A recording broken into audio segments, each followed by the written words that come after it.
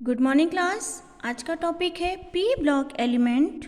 P block element में हम group 15 पढ़ेंगे। ग्रुप 15 एलिमेंट में आपके कौन कौन से एलिमेंट आते हैं? Nitrogen, phosphorus, arsenic, antimony, bismuth, ठीक है। और एक आपका आता है, ये आपका जो होता है वो रेडियो एक्टिव एलिमेंट होता है, तो इसका बहुत ज़्यादा हम यूज़ नहीं करते। जो रिएक्शंस होती हैं, जो रिएक्शन में पार्टिसिपेट करते हैं या जिनको हम जनरल एलिमेंट बोलेंगे, वो हमारे होंगे नाइट्रोजन, फॉस्फोरस, आर्सेनिक, एंटीमनी और बिस्मथ। नाइट्रोजन को हम N से डिनोट करते हैं, फॉस्फोरस को हम P लिखते हैं, आर्सेनिक को हम AS लिखते हैं, एंटीमनी को हम SP लिखते हैं और बिस्मथ को हम BI शॉर्ट फॉर्म में लिखते हैं। अब आता है इसके अकरेंस की बात। तो अगर हम अकरेंस की बात करें बेटा, तो ये जो नाइट्रोजन होता है, nitrogen occurs in free state as a diatomic gas. जब हम नाइट्रोजन की बात करते हैं तो नाइट्रोजन हमेशा N2 के फॉर्म में पाया जाता है, जिसको हम बोलते हैं डाईएटॉमिक गैस। फिर आता है, ये कितने परसेंट हमारे एटमॉस्फेयर में बाई वॉल्यूम प्रेजेंट होता है? तो नाइट्रोजन हमारे एटमॉस्फेयर में 78% बाई वॉल्यूम प्रेजेंट होता है। ये तो रहा आपका फ्री स्टेट, जिसमें नाइट्रोजन डायटोमिक के फॉर्म में पाया जाता है। In combined state nitrogen is found as nitrates such as NaNO3। फिर आपका पोटेशियम नाइट्रेट, इसको NaNO3 को हम बोलते हैं सोडियम नाइट्रेट और KNO3 को हम बोलते हैं potassium nitrate, and ammonium compounds. अभी मैंने आपको जो बताया, नाइट्रोजन दो स्टेट में पाए जाते हैं। एक होता है फ्री स्टेट, जिसमें वो डाईएटॉमिक मॉलिक्यूल में पाए जाते हैं, जैसे आपका N2। एक होता है कंबाइंड स्टेट, जिसमें नाइट्रोजन जो होता है वो कंबाइंड हो जाता है ऑक्सीजन से या डिफरेंट एलिमेंट से। तो जैसे आपका ये हो जाएगा सोडियम नाइट्रेट, पोटेशियम नाइट्रेट और ammonia.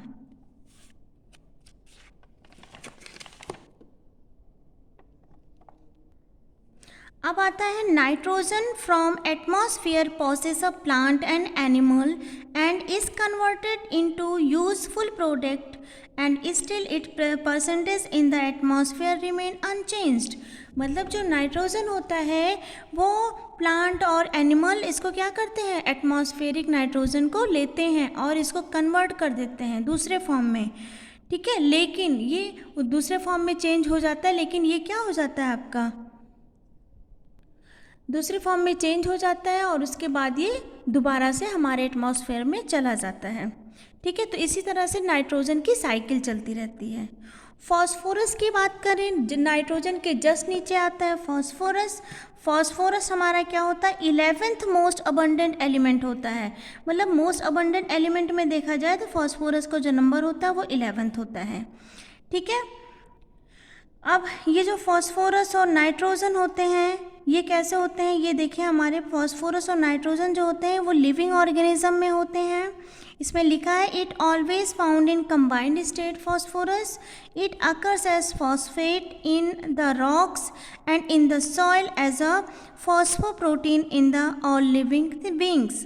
It is essential constituent of bones, teeth, blood and nervous tissue, ठीक है। अब बोन्स में कंटेन होता है 80% कैल्शियम फॉस्फेट। न्यूक्लिक एसिड में क्या होता है, अब न्यूक्लिक एसिड जैसे आपका DNA और RNA are made up of polyester chain of phosphate and sugar with organic basis. Phosphorus in the form of adenosine triphosphate, मतलब जिसको हम बोलते हैं ATP, एंड एडेनोसिन डाइफॉस्फेट जिसको हम बोलते हैं ADP में भी ये एक वाइटल रोल अपना करता है। Phosphorus is necessary for growth of plant. Phosphorus plant के ग्रोथ के लिए बहुत ही ज़्यादा इम्पॉर्टेंट होता है। It is present in milk, egg, guano, ठीक है। इन सब में फॉस्फोरस क्या होते हैं, प्रेजेंट होते हैं। अब अगर बात करें कि एलिमेंट ऑफ आर्सेनिक, एंटीमनी और बिस्मथ, तो ये सभी क्या होते हैं, नॉट वेरी अबंडेंट, ये बहुत ज़्यादा अबंडेंट नहीं होते हैं, ठीक है, इनके भी इम्पोर्टेंस है जो कि अभी हमारे लिए बहुत ज़्यादा नेसेसरी नहीं है कि हम इसको पढ़ें, ये 12th के कोर्स में नहीं है। 12th के कोर्स में मेन था नाइट्रोजन का इम्पोर्टेंस और फॉस्फोरस का इम्पोर्टेंस। अब आइए बात करते हैं इसके इलेक्ट्रॉनिक कॉन्फ़िगरेशन की। ठीक है, एक बार इसका अबंडेंस देख लेते हैं। जो हमारा नाइट्रोजन होता है वो क्या होता है बेटा, वो 33 पोजीशन पे पाया जाता है, फास्फोरस 11th पोजीशन पे पाया जाता है, आर्सेनिक हमारा 52 पोजीशन पे पाया जाता है, एंटीमनी 64 पोजीशन पे पाया जाता है और बिस्मिथ हमारा 71 पोजीशन। मतलब जैसे फर्स्ट पोजीशन पे कौन से एलिमेंट पाए जाते हैं, मतलब सबसे ज़्यादा मोस्ट अबंडेंट, फिर सेकेंड, फिर थर्ड, ऐसे ही जो फास्फोरस है वो 11th नंबर पे आता है और नाइट्रोजन हमारा किस नंबर पे आता है, 33 नंबर पे। अब आते हैं, बात करते हैं इलेक्ट्रॉनिक कॉन्फ़िगरेशन की। अगर हम इलेक्ट्रॉनिक कॉन्फ़िगरेशन देखें तो नाइट्रोजन का बेटा होता है, जो जनरल कॉन्फ़िगरेशन होता है वो NH2 NP3 होता है। NP3 कॉन्फ़िगरेशन इसका होता है। NH2 का मतलब s ऑर्बिटल में 2 इलेक्ट्रॉन और p ऑर्बिटल में 3 इलेक्ट्रॉन, जो कि क्या है, क्लॉकवाइज है।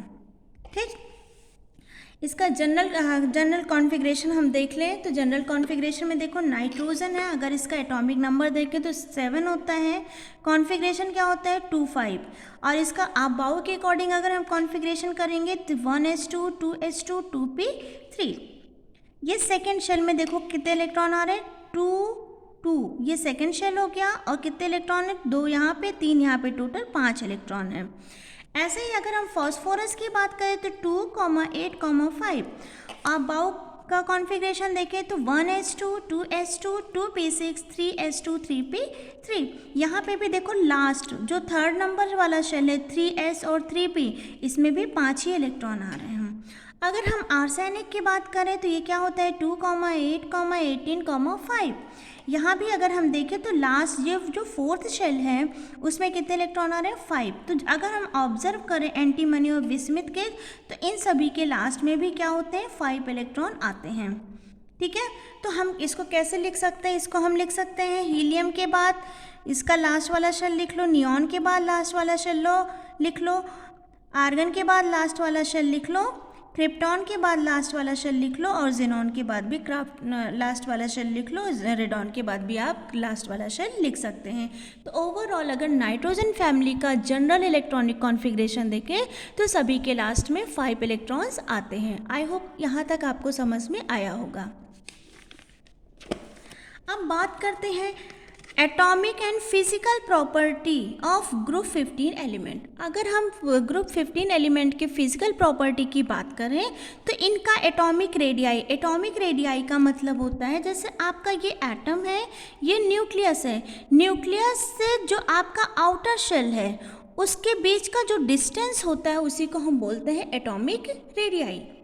ठीक है, तो the atomic radii of element of group 15 are smaller as compared to the element of group 14 in the corresponding period।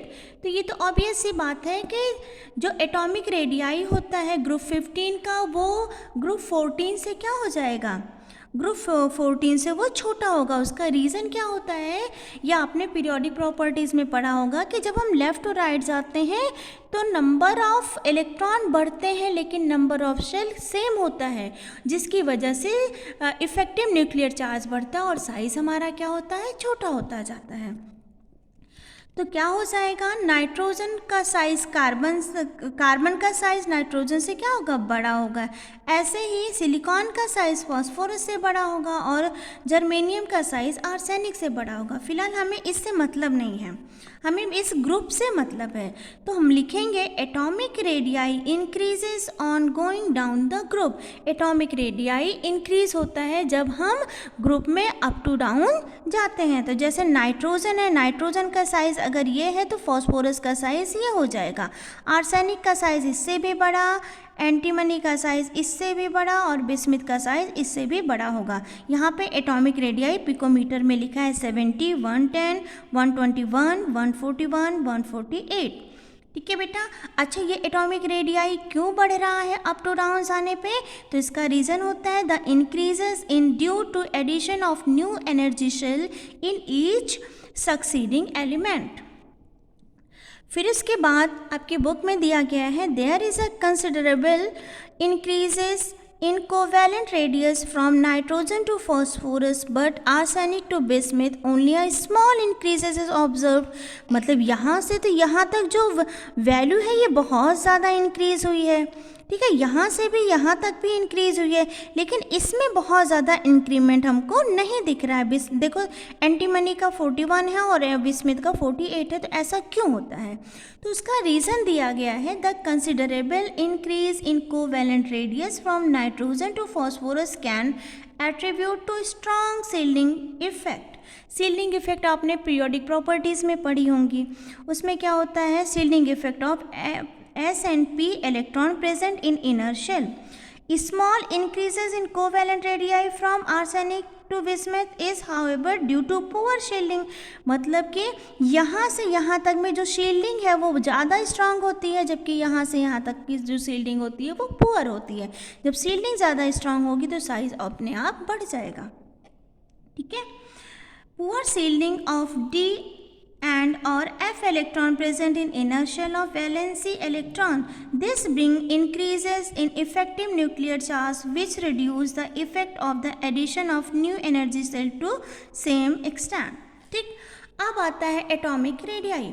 Atomic radii की बात करें तो एटॉमिक रेडियाई क्या होता है, जैसे आपका सोडियम है, सोडियम में क्या होता है 11 इलेक्ट्रॉन होते हैं।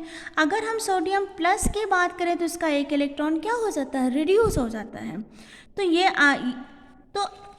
ये है आपका सोडियम का न्यूक्लियस, और सोडियम प्लस के न्यूक्लियस बना दें हम यहाँ पे तो क्या हो जाएगा, एक इलेक्ट्रॉन यहाँ से रिमूव हो जाएगा, तो एक शेल घट जाता है। आप बोल सकते हैं the ionic radii is particular oxidation state of the element of group 15 increases gradually. मतलब यहाँ पे 3 माइनस 3 माइनस 3 माइनस, अब ये क्या होता है यहाँ पे 3 प्लस और 3 प्लस हो जाता है। ऐसा क्यों होता है? There is a considerable increases in ionic radii from nitrogen to phosphorus. Nitrogen से फॉस्फोरस पे जो आयनिक रेडियाई ये वो इंक्रीज होती है, but small increases observe to phosphorus to arsenic, लेकिन इन दोनों में बहुत ही स्मॉल इंक्रीजेस होता है। The same reasoning as discussed in covalent radii. यहाँ पे हमने इसी रीजन को क्या किया है, डिस्कस किया है। अब आइए बात करते हैं आयनाइजेशन एनर्जी। आयनाइजेशन एनर्जी की अगर हम बात करें तो आयनाइजेशन एनर्जी का मतलब क्या होता है बेटा? आयनाइजेशन एनर्जी का मतलब होता है किसी एटम से इलेक्ट्रॉनों को निकालने के लिए जो एनर्जी यूज़ होती है उसको हम आयनाइजेशन एनर्जी बोलेंगे। अब बच्चों आप मुझे ये बताइए, अगर मैंने एक बड़ा एटम लिया, ठीक है, एक बड़ा एटम लिया और एक छोटा सा एटम लिया, तो ये बताओ ये वाला न्यूक्लियस इलेक्ट्रॉनों को ज़्यादा टाइटली बांधेगा कि ये वाला? देखो इसके पास न्यूक्लियस ज़्यादा पास में है तो ये बहुत ज़्यादा तेज़ से इसमें अट्रैक्शन पावर होगा और इस इलेक्ट्रॉनों को निकालने के लिए हमें ज़्यादा एनर्जी यूज़ करनी पड़ेगी। जबकि ये वाला इलेक्ट्रॉन न्यूक्लियस से कंपेरेटिवली दूर है तो इस इलेक्ट्रॉनों को हम आसानी से निकाल सकते हैं। तो ओवरऑल रीज़न ये हुआ कि जैसे जैसे आपका साइज़ बड़ा होगा न्यूक्लियस और आउटर शेल के इलेक्ट्रॉन दूर दूर हो जाएंगे, और जब दूर दूर हो जाएंगे तो उनके इलेक्ट्रॉनों को निकालना इजी हो जाएगा। लेकिन अगर साइज़ छोटा हुआ तो न्यूक्लियस और आउटर शेल के इलेक्ट्रॉन पास पास होंगे, और पास पास होंगे तो उनके इलेक्ट्रॉनों को निकालने के लिए हमें ज़्यादा एनर्जी प्रोवाइड करनी पड़ेगी। तो आयनाइजेशन एनर्जी क्या हो गई? टेंडेंसी टू लूज़ इलेक्ट्रॉन, इलेक्ट्रॉनों को लूज़ कराने में जो एनर्जी यूज़ होती है उसको हम बोलते हैं आयनाइजेशन एनर्जी। तो अभी हमने क्या पढ़ा, जब हम ग्रुप में अप टू डाउन जाते हैं तो साइज़ बढ़ता है, तो जब साइज़ बढ़ेगा तो बाहर के इलेक्ट्रॉनों को निकालने के लिए कम एनर्जी देनी पड़ेगी। तो हम बोल सकते हैं जो आयनाइजेशन एनर्जी होता है वो अप टू डाउन जाने पे क्या होता है, आपका डिक्रीज़ होगा। ठीक, ये देखो आयनाइजेशन एनर्जी का जो ऑर्डर लिखा है यहाँ पे, ये देखो नाइट्रोजन की आयनाइजेशन एनर्जी सबसे ज़्यादा, उससे कम फॉस्फोरस की, फिर आर्सेनिक की, फिर एंटीमनी की और फिर बिस्मथ की। फिर आता है इलेक्ट्रोनेगेटिविटी। इलेक्ट्रोनेगेटिविटी क्या होती है? इलेक्ट्रोनेगेटिविटी होती है to attract shared pair of electron. जैसे ये ऑक्सीजन है, ऑक्सीजन ने ऑक्सीजन के साथ बॉन्ड बनाया, अब यहाँ पे कितने इलेक्ट्रॉन हैं? 2 इलेक्ट्रॉन हैं। ये इलेक्ट्रॉन क्या करें, मान लो किसी तरह ये ऑक्सीजन इन दोनों इलेक्ट्रॉनों को अपनी तरफ अट्रैक्ट करे, तो इस पे नेगेटिव चार्ज और इस पे पॉजिटिव चार्ज आ जाएगा। या फिर हम यहाँ पे H और Cl का एग्जाम्पल ले लें। यहाँ पे क्या हो रहा है कि ये जो Cl है ये इसका साइज़ छोटा होता है और ये इलेक्ट्रोनेगेटिविटी ज़्यादा होगी। HF ले लो यार, नहीं तो कन्फ्यूज़न होगी। ठीक है, अब ये F जो होता है ये हाईली इलेक्ट्रोनेगेटिव होता है, मतलब ये इसका साइज़ छोटा होगा तो इसके दोनों इलेक्ट्रॉनों के इस बॉन्ड के अपनी तरफ अट्रैक्ट करेगा। ठीक है, तो इसी को हम बोलते हैं इलेक्ट्रोनेगेटिविटी। तो आप ये सोच लो कि जैसे जैसे साइज़ छोटा होता जाएगा उसकी इलेक्ट्रोनेगेटिविटी क्या हो जाएगी, उतनी ही ज़्यादा होती जाएगी। तो इसमें लिखा है electronegativity decreases gradually on descending the group from nitrogen to bismuth. अब लेफ्ट टू राइट जाएंगे तो इलेक्ट्रोनेगेटिविटी बढ़ेगी क्योंकि साइज़ घट रहा है, और अगर हम अप टू डाउन जाएंगे तो साइज़ बढ़ेगा, और साइज़ बढ़ेगा तो इलेक्ट्रोनेगेटिविटी क्या होगी, घटेगी। तो आप ये वाला इसमें लिख सकते हैं, देखो नाइट्रोजन की इलेक्ट्रोनेगेटिविटी 3 पॉइंट समथिंग है, फॉस्फोरस की 2, आर्सेनिक की 2, एंटीमनी की 1.9 और बिस्मिथ के 1.9। तो इलेक्ट्रोनेगेटिविटी नीचे जाने पे ऑलमोस्ट सेम हो जाती है, लेकिन क्या होता है धीरे धीरे वो क्या होती है, डिक्रीज होती जाती है। मेटेलिक और नॉन मेटेलिक कैरेक्टर की बात करें तो जो आपके नाइट्रोजन और फॉस्फोरस होते हैं ये प्योरली नॉन मेटल होते हैं, आर्सेनिक और एंटीमनी मेटेरॉइड होते हैं, और बिस्मिथ आपका क्या होता है, मेटल। अगर हम डेंसिटी की बात करें तो क्योंकि अप टू डाउन जाने पे मास बढ़ रहा है, एटॉमिक मास बढ़ रहा है, तो उसकी डेंसिटी भी बढ़ेगी। तो हम बोल सकते हैं it increases gradually on ground going down the group. Nitrogen की डेंसिटी इतनी है, फॉस्फोरस की उससे और ज़्यादा, आर्सेनिक की और ज़्यादा, एंटीमनी की और ज़्यादा, और बिस्मिथ की और ज़्यादा हो जाएगी। मेल्टिंग और बॉइलिंग पॉइंट की बात करें तो the melting point first increases from nitrogen to arsenic. Nitrogen से आर्सेनिक तक जो इसका मेल्टिंग और बॉइलिंग पॉइंट होता है वो इंक्रीज होता है, then decreases antimony to bismuth, और ये इसके बाद क्या होता है, डिक्रीज हो जाता है। तो आज के लिए सिर्फ इतना ही। आई होप आपको समझ में आया होगा। Thank you.